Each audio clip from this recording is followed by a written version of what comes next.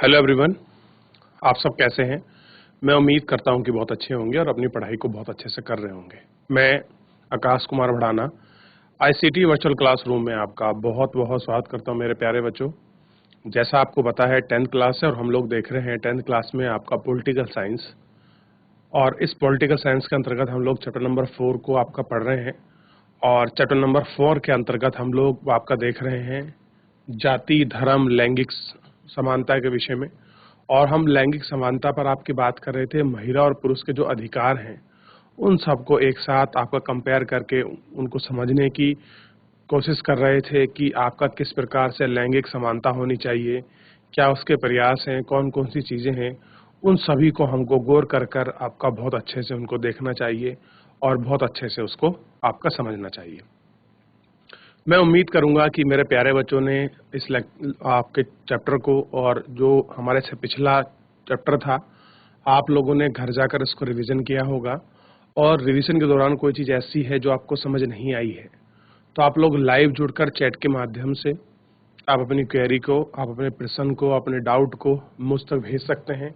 कोई भी स्कूल का कोई भी बच्चा, अगर कोई आपका डाउट है, कोई क्वेरी है, कोई आपका प्रश्न है तो आप हमको भेज सकते हैं। आप हमको अपना प्रश्न आपका पहुंचा सकते हैं अगर कोई भी डाउट है मेरे प्यारे बच्चों। तो ऐसे कितने बच्चे हैं जिनका इस चैप्टर संबंधित आपका डाउट है? एक बार हाथ खड़ा कीजिए। चलिए हम चलते हैं सीधा फिर डिजिटल बोर्ड की तरफ। देखिए, आपको याद होगा चैप्टर में हम लोग जो था आपके बात कर रहे थे, जो इसमें आपका जाति, धर्म और लैंगिक जो मामले हैं उनको हम लोग आपका इस चैप्टर के अंतर्गत आपका देख रहे थे और इसको जानने का आपका प्रयास कर रहे थे। तो हमने ये भी देखा कि आदर्श स्त्री बनने लगी हैं, किस तरह की आपकी चीजें हैं, कैसे उनको दिखाई दे रहे हैं। तो इन सब को हम लोगों ने इस लेक्चर के माध्यम से बहुत अच्छे से पढ़ा है और बहुत अच्छे से इसमें समझा भी है। उसको भी और अच्छी तरह से देखेंगे। और देखिए, इसमें हम कुछ स्थिति को आपका आकलन कर रहे थे। इसी स्थिति को वो आपका हम लोग आपका देख भी रहे थे कि स्थिति में क्या चीजें हैं, कैसे उनको पॉइंट आउट हम लोग आपका कर सकते हैं। देखिए 6 नंबर से है, शुरू होगा। भारत के अनेक हिस्सों में माँ बाप को सिर्फ लड़की की चाह होती है। कह रहा है भारत में बहुत सारे ऐसे हिस्से हैं, पार्ट हैं, राज्य हैं जहाँ पर लोगों क्या चाह क्या है कि हमको केवल आपका लड़का हो। लड़की को जन्म लेने से पहले ही खत्म करने के तरीका इस मानसिकता में आपके पनप रहे हैं। कह रहे बच्ची पहले जन्म ले, खत्म करने के बहुत सारे ऐसे तरीके हैं जो इनके मानसिक रूप से, जो इनके सिर में, जो आपके दिमाग में जो आपका पनप रहे हैं, वो उन मानसिक को हम कैसे दूर करेंगे, ये एक आपका देखने वाली बात है और एक ये समझने वाली आपका बात है। तो इस मानसिकता पर हम लोगों को गौर करना है। ठीक है। 1900 अब देख, सबसे पहले आप समझिए जो मानसिकता है, इसे देश का लिंगानुपात प्रति 1000 लड़कों पर लड़कियों की संख्या गिरकर 919 रह गया है। अब देखिए, जो आपका लिंगानुपात है उसको हम मापते हैं आपका प्रति 1000 लड़कों पर लड़कियों की संख्या। यानी कि मान लीजिए कि 1000 जो आपके लड़के हैं, उन 1000 लड़कों पर कितनी लड़कियां हैं, तो आपको पता लगेगा कि 919 लड़कियां हैं 1000 लड़कों पर। ठीक है। और कह रहे यह अनुपात गिरकर 850 और कहीं कहीं 800 के नीचे भी चला गया है। यानी कि लड़के ज्यादा हैं और लड़कियां कम है। तो आप इनको समझ सकते हैं कि ये क्यों कंडीशन हो रही है और ऐसा क्यों हो रहा है और क्या ये सब चीजें हैं। महिलाओं के पीड़न, उत्पीड़न, शोषण और उन पर होने वाली हिंसा के बारे में रोज हमें पढ़ने को मिलती है। शहरी इलाके में तो महिलाओं के लिए खास तौर पर असुरक्षित और अपने घरों में सुरक्षित नहीं है, क्योंकि वहाँ भी उन्हें मारपीट, अनेक तरह के घरेलू हिंसा क्या है आपकी झेलनी पड़ती है। बहुत सारी चीज़ें हैं, आपकी मारपीट होती है और बहुत सारी ऐसी हिंसक गतिविधि होती हैं जो क्या करनी पड़ती है उनको आपका ये सारी हिंसक जो आप गतिविधि हैं ये उनको झेलनी पड़ती है। क्योंकि आज अगर हम देखें तो जो हमारा समाज है उस समाज का प्रारूप ही बहुत बदल चुका है। महिलाओं की दृष्टिकोण को लेकर, उनकी सोच को लेकर हर अलग अलग तरीके से जो सोच है वो हम लोगों को एक बहुत अलग जो है आपका दिखाई दे रही है, और एक बहुत नकारात्मक स्थिति को आप उसको फेस कर सकते हैं कि कैसे आज की तारीख में जो महिलाओं को लेकर नकारात्मक स्थिति है वो आपका बनी हुई है। ठीक, तो उस नकारात्मक स्थिति को भी हमको पहचानना है। महिलाओं का राजनीतिक प्रतिनिधित्व की जो महिलाएं हैं उन महिलाओं का पॉलिटिकल जो आपका रिप्रेजेंटेटिव है वो किस प्रकार है, क्या उनकी हिस्सेदारी है, क्या चीजें, आइए उसको देखते हैं। देखिए, ये कोई छुपी हुई बात नहीं है कि औरतों की भलाई या उनके साथ समान व्यवहार वाले मुद्दे पर्याप्त ध्यान नहीं दिए जाते। इसी के चलते विभिन्न नारीवादी समूह और महिला आंदोलन इस निष्कर्ष पर पहुंचे हैं कि जब तक औरतों का सत्ता पर नियंत्रण होगा तभी तक इस समस्या का निपटारा नहीं हो सकता। अब देखिए, आप चाहते हैं कि महिला आगे बढ़ें, उनका लिंग अनुपात अच्छा हो, महिलाओं की शिक्षा पर बढ़ावा मिले, उनको सामाजिक समानता मिले, उनको पॉलिटिकल समानता मिले। ये तब तक सही नहीं हो सकता जब तक ये सारा नियंत्रण, ये जो आपकी सत्ता है औरतों के हाथों में नहीं होगी। यानी कि इस तरह की चीजों को डेवलपमेंट करने के लिए महिलाओं को क्या करना पड़ेगा, आपको सत्ता में ही आपका उनको देना पड़ेगा, यानी कि पॉलिटिकल इन्फ्लुएंस उनको आपको करवाना पड़ेगा। ये आपको ध्यान रखना है। ठीक, अब देखिए, इस लक्ष्य को हासिल करने का एक तरीका यह है कि जनता द्वारा चुने हुए प्रतिनिधियों में महिलाओं की हिस्सेदारी बढ़ जाएगी। और क्या होगी, जो महिलाओं की हिस्सेदारी है वो आपका बढ़ जाएगी। भारत की विधायिका में महिला प्रतिनिधि का अनुपात बहुत ही कम है। जैसे लोकसभा में महिला सांसदों की संख्या पहली बार 2019 में 14.36% थी, वहीं राज्य विधानसभाओं में प्रतिनिधि 5% से भी आपका कम था। इस मामले में भारत को नंबर में दुनिया के देशों में काफी नीचे है। ट्रस्ट 44 के बॉक्स को देखिए, इसमें भारत और अफ्रीका में कई विकसित देश के पीछे है। कभी कभार कोई महिला प्रधानमंत्री या मुख्यमंत्री कुर्सी में आई है तो मंत्रिमंडलों में पुरुषों का ही वर्चस्व रहा है। क्या रहा है कि जो पुरुष है उनका ही आपका वर्चस्व रहा है। इस समस्या को सुलझाने का एक ही तरीका तो निर्वाचित विधानसभाओं में महिलाओं के लिए कानूनी रूप से उचित हिस्सा तय कर देना है। भारत में पंचायती राज के अंतर्गत कुछ ऐसी व्यवस्था की गई कि स्थानीय सरकार यानी कि पंचायतों नगर पालिकाओं में 1/3 पद महिलाओं के लिए आरक्षित कर दिया जाएगा। कितना कि 1/3 पद क्या होगा आपका महिलाओं के लिए आरक्षित होगा। इसमें भारतीय पंचायती राज सब में आज भारत के ग्रामीण और शहरी स्थानीय निकायों में निर्वाचन महिलाओं की संख्या 10 लाख से ज्यादा है। कि जितना भी निर्वाचन संख्या है वो कितनी है, 10 लाख से ज्यादा है। महिला संगठनों और कार्यकर्ताओं की मांग है कि लोकसभा और राज्यसभाओं की 1/3 सीटें महिलाओं के लिए आरक्षित कर देनी चाहिए।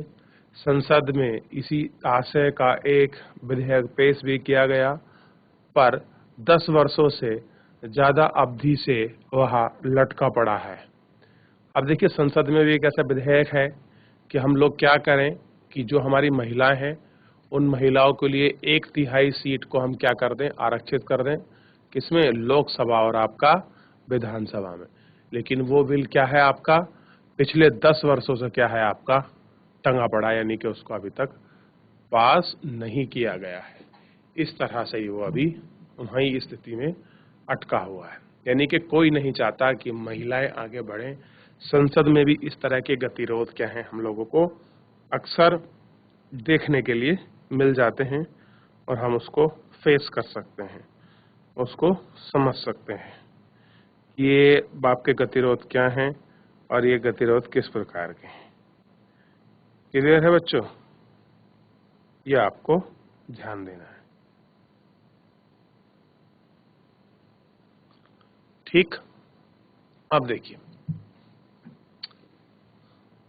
सभी राजनीतिक पार्टियां इस विधेयक को लेकर एक मत नहीं है। कह रहे कि महिलाओं को 1/3 आरक्षण दे दें, जितनी भी आपकी राजनीतिक पार्टियां हैं उन सबका क्या नहीं है, एक मत नहीं है। ठीक, सभी राजनीतिक पार्टी का क्या नहीं है, एक मत नहीं है, और यह पास नहीं हो सकता।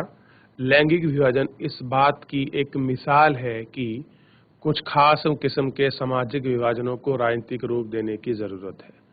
कह रहे कुछ खास किस्म के ऐसे सामाजिक विभाजन हैं जिनको राजनीतिक का रूप देना जरूरी है। इसे यह भी पता चलता है कि सामाजिक विभाजन एक राजनीतिक मुद्दा बन गया है, और कह रहे क्या पता चल रहा है कि जो सामाजिक विभाजन है वो क्या है, एक पॉलिटिकल आपका हॉट टॉपिक बना हुआ है। तो वंचित समूहों को किस तरह लाभ होता है, और कह रहे हैं जो आपके वंचित समूह हैं उनको किस तरह से इनमें लाभ होगा, ये देखने वाली बात है। क्या आपको लगता है कि अगर महिलाओं से भेद भाव भरे व्यवहार का मसला राजनीतिक तौर पर उठता है तो उसको लाभ पाना संभव है? कि अगर कोई ऐसा हुआ है तो उसको क्या लाभ मिलेगा? तो इस प्रकार के अगर कोई लाभ पाना संभव है। अब देखिए कार्टून दिया है, चिंता मत करना, कोई तुम्हारे लिए कोई रास्ता ढूंढ लेंगे। अब देखिए बेचारी महिला है, एक कार्टून बताता है कि महिला आरक्षण विधेयक में पास क्यों नहीं हो पाया, इस पर आप नजर डालिए, क्या सहमत है? अब हर जगह तो आपका पुरुष आपका वर्चस्व है। अगर कोई बिल है और वो संसद में पास होना है तो उसके लिए लोकसभा और राज्यसभा दोनों की सहमति आपकी जरूरी होती है, विशेष बहुमत के साथ या साधारण बहुमत के साथ। तो ऐसी स्थिति में जो कुछ राजनीतिक पार्टी हैं और कुछ व्यक्ति के व्यक्तिगत हित में अड़ जाते हैं और वो इस बिल को अभी तक पास नहीं होने दे रहे हैं, जो एक बहुत लंबा समय जो है आपका चला आया है। ठीक है, धर्म, सांप्रदायिकता और राजनीतिक क्या है? धर्म है आपका और सांप्रदायिकता है और राजनीति है। इसको हमें समझने की कोशिश करनी पड़ेगी कि क्या है और क्या चीजें हैं, इसको आप देख सकते हैं। देखिए,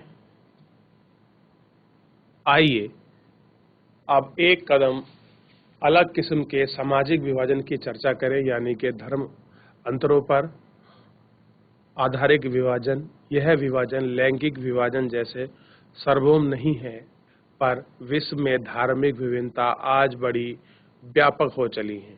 भारत समेत अनेक देशों में अलग अलग धर्मों को मानने वाले लोग रहते हैं, और जैसा ही हमारी उत्तरी आयरलैंड के मामले में देखा गया है कि अगर लोगों को एक धर्म को माने लेकिन उसकी पूजा पत्ती को मान्यता दें तो अलग अलग ये गंभीर मतभेद पैदा हो जाते हैं।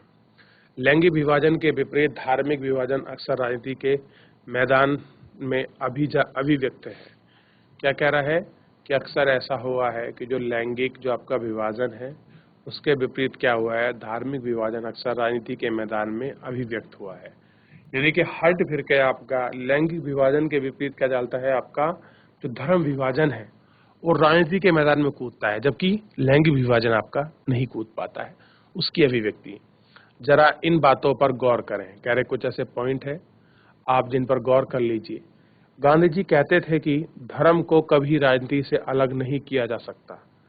गांधी जी क्या बोलते हैं कि धर्म को हम कभी राजनीति से अलग नहीं कर सकते। धर्म से उसका मतलब हिंदू या मुसलमान जैसे धर्मों से ना होकर नैतिक मूल्यों से था, जो सभी धर्मों से जुड़ा है। अब देखिए, धर्म की बात करते थे, ऐसा नहीं वो हिंदू मुस्लिम सिख ईसाई क्रिश्चियन की बात करते, नहीं, वो आपका बात करते थे नैतिक मूल्यों की। ये किससे जुड़े हैं?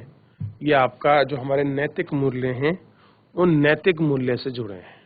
ठीक, उनका मानना था कि राजनीतिक धर्म द्वारा स्थापित मूल्यों से निर्देशित होनी चाहिए। ठीक, अपने देश के मानवाधिकार समूहों का को कहना है कि इस देश में सांप्रदायिक दंगों में मारे जाने वाले ज्यादातर लोग अल्पसंख्यक समुदाय के हैं। उनकी मांग है कि सरकार अल्पसंख्यकों की रक्षा के लिए एक विशेष कदम उठाए। महिला आंदोलन का कहना था कि सभी धर्मों में वर्णित पारिवारिक कानून महिलाओं से भेदभाव है। क्या है कि जितने भी आपके पारिवारिक कानून हैं और जो आपकी महिलाएं हैं वो सब इसमें परिपूर्ण है। ठीक। इस आंदोलन की मांग है कि सरकार को इन कानून को समता मूलक बनाने के लिए उनमें बदलाव करना चाहिए। क्या हो कि उनमें समता मूलक अगर चीजें सोच रहे हैं तो उनमें समता मूलक आपका जो बदलाव है वो होना चाहिए। ये सभी मामले धर्म और राजनीति से जुड़े हैं। किससे जुड़े हैं? आपके धर्म से जुड़े हैं और आपका पॉलिटिकल से जुड़े हैं, राजनीति से जुड़े हैं। पर ये बहुत गलत या खतरनाक भी नहीं लगते। विभिन्न धार्मिक धर्मों से निकले विचार, आदर्श और राजनीति में एक भूमिका निभाते हैं। अब कह रहे जो आपके विचार निकलते हैं धर्म से और जो आपके नैतिक मूल्य निकलते हैं वो क्या करते हैं? आपका राजनीति में एक अहम भूमिका निभाते हैं। लोगों को एक धार्मिक समुदाय के तौर पर अपनी जरूरतों, हितों और उनकी मांगों को राजनीतिक में उठाना का अधिकार है कि वो उनको क्या कर सकते हैं, इस तरह से अपने राइट्स को वो वहां उठा सकते हैं। जो लोग राजनीतिक सत्ता में उन्हें धर्म के कामकाज पर रखनी चाहिए, अगर वह अपने किसी के साथ भेदभाव करें या किसी के दमन में सहयोग की भूमिका निभाते हैं तो इसको रोकना चाहिए। क्या करना चाहिए? इनको इस प्रकार से आपका रोकना चाहिए। अगर शासन सभी धर्मों के साथ समान बर्ताव करता है तो उन्हें ऐसे कर्मों में कोई बुराई नहीं है। और कह रहे हैं कि ऐसे कर्म में उन्हें कोई बुराई ही नहीं है। अब बात कर रहे हैं हम लोग सांप्रदायिकता की। देखिए, तो समस्या तब शुरू होती है जब धर्म को राष्ट्र का आधार मान लिया जाता है। कब शुरू होती है? जब धर्म को राष्ट्र का जो आधार है वो आपका मान लिया जाता है। पिछले अध्याय में जारी आयरलैंड का एग्जाम्पल राष्ट्रवाद की ऐसी अवधारणा से जुड़े खतरे में दिखाई देता है। समस्या तब और विकराल यानी कि बड़ी हो जाती है जब राजनीति में धर्म की अभिव्यक्ति एक समुदाय विशिष्ट के दावे पर पक्षोपरोपार के रूप में ले लेती है। यानी कि कब खत्म होगा? जब एक ही धर्म का वाद होगा कि ये राष्ट्र कोई देश से जुड़ा है, कैथोलिक से या फिर आपके प्रोटेस्ट जो धार्मिक है आपका उनसे जुड़ा है, तो ऐसी स्थिति में थोड़ी दिक्कत हो जाती है। इसके अनुयायी दूसरे धर्मावलंबियों के खिलाफ मोर्चा खोलने लगते हैं। ऐसा तब होता है जब एक धर्म के विचारों को दूसरे से श्रेष्ठ माना जाता है। कोई समूह के विरोध में खड़े लगता है। इस प्रक्रिया में जब अपनी सत्ता का इस्तेमाल एक धर्म के पक्ष करने में लगता है तो उसकी स्थिति भी विकट होने लगती है। राजनीति में धर्म को इस तरह से जोड़ने की सांप्रदायिकता है और इस तरह से अगर हम राजनीति में धर्म जोड़ते हैं तो इसी तरह के जोड़ना ही आपका सांप्रदायिकता है। यानी कि अगर आप पॉलिटिकल में आप धर्म को ऐड कर देते हैं तो वो क्या है? आपका सांप्रदायिकता है। तो आपको सांप्रदायिकता समझ आएगी। सांप्रदायिकता क्या है बच्चों? हैंड फिर कर। आप अगर किसी चीज को राजनीति में इन्वॉल्व करते हैं तो हम उसको कह सकते हैं कि ये क्या कर रहा है? आपका सांप्रदायिकता कर रहा है। तो हमको इन सारी चीजों को समझना होगा और इन पर विचार करना होगा कि ये किस तरह की हैं और क्या है। इन सारी बातों को अगर हम लोग ध्यान देते हैं तो हम लोग इनको बहुत अच्छे से पढ़ सकते हैं और इनको बहुत अच्छे से आपका समझ सकते हैं। अब देखिए, सांप्रदायिक राजनीति इस सोच पर आधारित है। कह रहे जो सांप्रदायिक आपकी राजनीति है वो क्या है? इस सोच पर कैसी है? आधारित है। कौन सी सोच है और किस सोच पर आधारित है? आइए इसको देखते हैं कि धर्म ही सामाजिक समुदाय का निर्माण करता है। इस मान्यता के अनुकूल सोचना सांप्रदायिकता है। क्या? कि जो आपका सांप्रदायिकता है वो राजनीतिक सोच पर ही आधारित है। एक और धर्म ही सामाजिक समुदाय का निर्णय करता है। यह मान्यता अनुकूल सोचना सांप्रदायिकता है। इस सोच के अनुसार एक खास धर्म में आस्था रखने वाले लोग ही एक समुदाय के होते हैं। उन्हें मौलिक हित एक जैसे होते हैं तथा समुदाय के लोग आपसी मतभेद सामुदायिक जीवन का कोई असहमति रखते हैं। इस सोच में यह बात शामिल है कि किसी अलग धर्म को मानने वाले लोग दूसरे सामाजिक धर्म का हिस्सा हो सकते हैं। क्या हो सकते हैं कि दूसरे सामाजिक का हिस्सा हो सकते हैं। अगर विभिन्न धर्मों के लोगों की सोच में कोई समानता दिखती है तो यह ऊपरी और बेईमानी है। अलग अलग धर्मों के लोग हितों में अलग अलग होंगे और उनमें टकराव भी होगा। सांप्रदायिक सोच जब ज्यादा आगे बढ़ती है तो उन्हें विचार जुड़ने लगता है जैसे दूसरे धर्म के अनुयायी एक ही राष्ट्र में समान नागरिकों के तौर पर नहीं रह सकते। इस मानसिकता के अनुसार ही है तो एक समुदाय के लोगों को दूसरे समुदाय के वर्चस्व में रहना होगा या फिर उनके लिए अलग राष्ट्र बनाना होगा। या तो सेम उसमें रहें या क्या करें, अलग जो आपका वर्चस्व है उस अलग वर्चस्व में आपका रहना होगा, उस अलग आपके राष्ट्र को, उस अलग आपके वर्चस्व को हमको दिखाना पड़ेगा। अब ये सब चीजें आपको समझ रही हैं, आप सोच रहे हैं कि बड़ा अलग हो रहा है, लेकिन नहीं, ये चीजें इस टॉपिक से मूलभूत जुड़ी हैं। देखिए, यह मान्यता बुनियादी रूप से गलत है। एक धर्म के लोगों के हित और उनकी आकांक्षाओं पर हर मामले एक जैसे हों, यह संभव नहीं है। जैसे क्यों संभव नहीं है? हर व्यक्ति किसी तरह की भूमिका निभाता है, उसकी हैसियत पहचान अलग अलग होती है। हर समूह में तरह तरह के विचार के लोग होते हैं, इन सभी को अपनी बात कहने का अधिकार है। इसलिए एक धर्म से जुड़े सभी लोगों को किसी गैर धार्मिक संदर्भ में ही करके देखना, उसको समुदाय को आगाज देना, आवाजों को देना है। ठीक है, कि जो उनकी आवाज है उन सबको देना है। सांप्रदायिक राजनीति के अनेक रूप धारण कर सकती है, और कह रहे हैं जो आपका सांप्रदायिकता है वो आपका राजनीति के जो अनेक रूप हैं वो उनको आपका धारण कर सकती है। इसको भी हमको देखना है और समझना है। सांप्रदायिकता की सबसे आम अभिव्यक्ति दिन दैनिक जीवन की ही रहती है। ठीक है, इसमें धार्मिक पूर्वग्रह, धार्मिक समुदाय के बारे में बनी धारणाएं, एक धर्म से दूसरे धर्म से श्रेष्ठ मानने की मान्यताएं शामिल हैं। ये चीजें इतनी आम हैं कि अक्सर हम उन पर ध्यान कहीं की बात कहते हैं तो अंदर ही बैठी होती हैं। धार्मिक सोच अक्सर अपने धार्मिक समुदायों का राजनीतिक प्रभुत्व स्थापित करने का फिक्र कर रही हैं। जो लोग बहुसंख्यक समुदाय के होते हैं और उनकी कोशिश बहुसंख्यक के रूप में लेती है। जो अल्पसंख्यक समुदाय के होते हैं उनका विश्वास अलग राजनीतिक इकाई बनाने की इच्छा रूप ले लेता है। सांप्रदायिक आधार पर राजनीति गोलाबंदी सांप्रदायिकता का दूसरा रूप है। इस धर्म की पवित्रता, प्रतीक, धर्म गुरुओं, भावनाओं, अपील ही लोगों के मन में डर बैठाने जैसे तरीकों का उपाय है। चुनावी राजनीति में एक धर्म के मतदाताओं की भावना तथा या हितों की बात जैसे आपके तरीके अक्सर क्या होते हैं, आपके सामने आते हैं। कई बार सांप्रदायिकता सबसे गंदा रूप लेकर संप्रदाय का आधार हिंसा, दंगा और आपका नरसंहार करती है। विभाजन के समय में भारत और पाकिस्तान का भयावह सांप्रदायिकता दंगे हुए हैं। आजादी के बाद भी बड़े पैमाने पर सांप्रदायिक हिंसा हुई है। कैसी हुई है?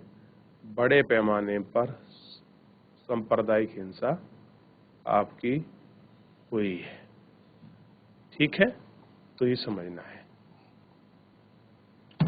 तो इस पूरे चैप्टर को आप लोग अगर देखेंगे, अभी तो शेष बचा हुआ है, तो आपको पूरी जो राजनीति है, कैसे हम धर्म में इन्फ्लुएंस कर सकते हैं, धर्म क्या है, सांप्रदायिकता क्या है और राजनीति क्या है, वो हम इन सब को हम लोग इसमें आपका जोड़ कर क्या कर सकते हैं, ऐड कर उसको देख सकते हैं कि क्या है और किस तरह की ये सारी चीजें हैं। हम इसको एक एक करके बहुत अच्छे से आपका समझ सकते हैं और बहुत अच्छे से इस पर विचार कर सकते हैं कि किस तरह की ये चीजें हैं और क्या क्या इसमें आपका मुद्दे या चीजें आपकी जुड़े हुए हैं। हम इन पर एक एक करके आपका अपना जो विचार है वो हम देख सकते हैं बच्चों।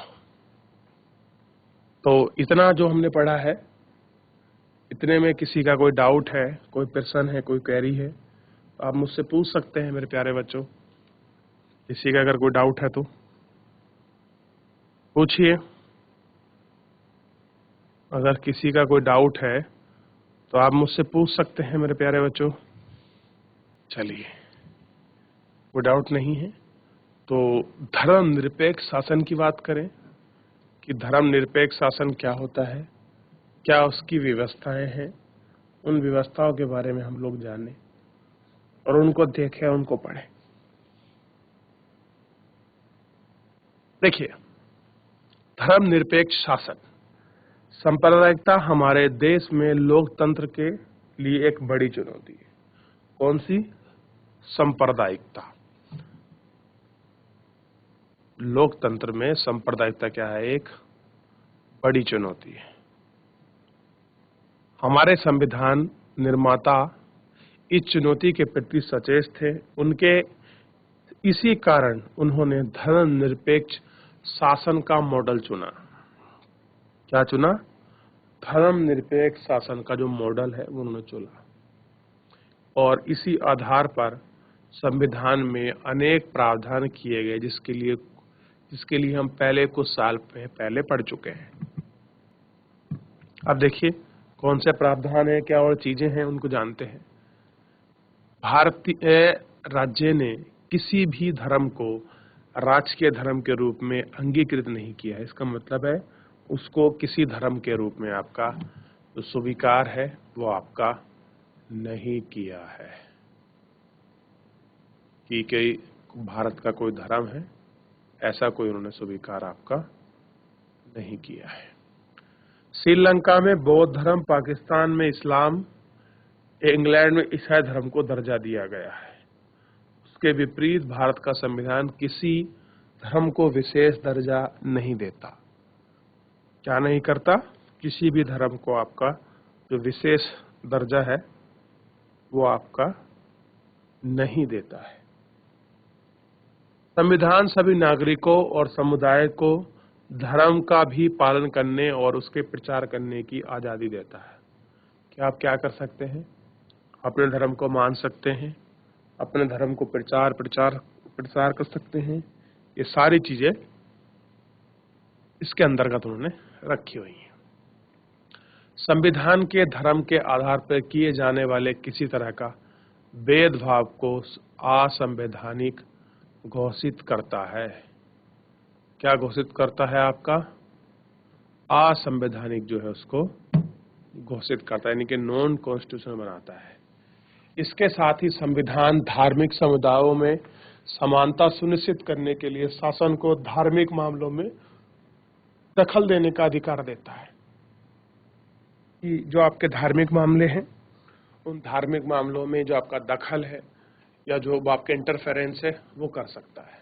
जैसे छुआछूत की इजाजत नहीं है, यानी कि अनटचेबिलिटी नहीं कर सकते, आप किसी को देख के हीन दृष्टि से उसको नहीं देख सकते। तो ये इस तरह की सारी चीजें हैं जो आपको देखनी है और आपको जाननी है कि आप इस तरह की ये सारी चीजें जो हैं आप नहीं कर सकते, क्योंकि ये सबसे बड़ी बात क्या है इनमें, ये किसी की धर्म के प्रति नहीं बल्कि ये व्यक्ति के प्रति होती हैं जो एक अलग रुख रखती हैं।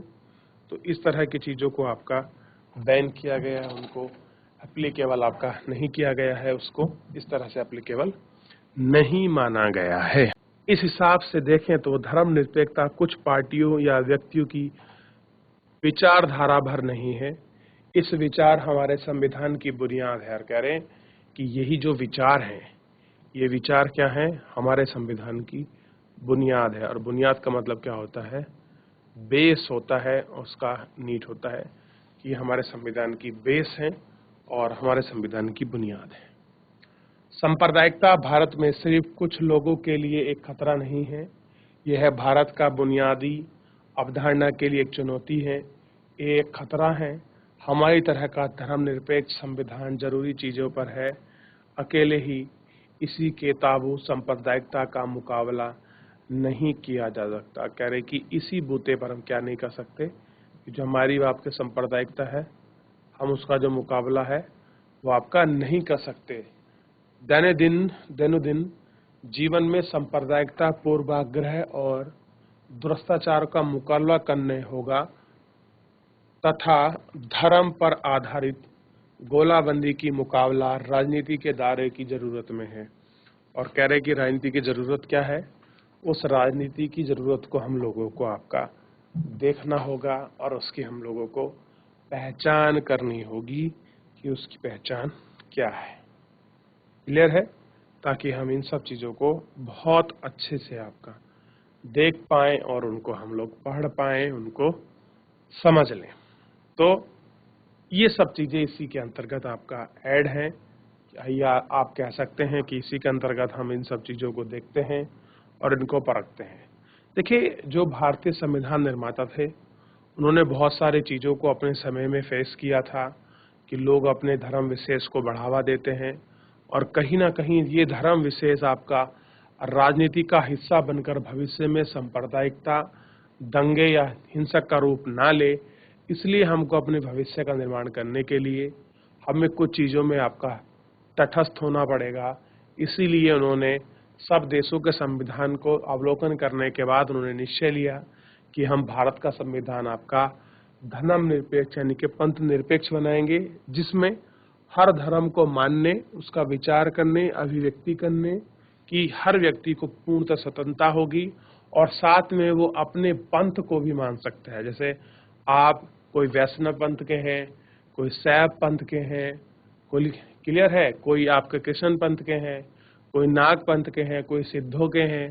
तो इस प्रकार की जो पंथ है उनको मानने की अनुमति आपको दी गई है और उनको आज्ञा प्रदान की गई है।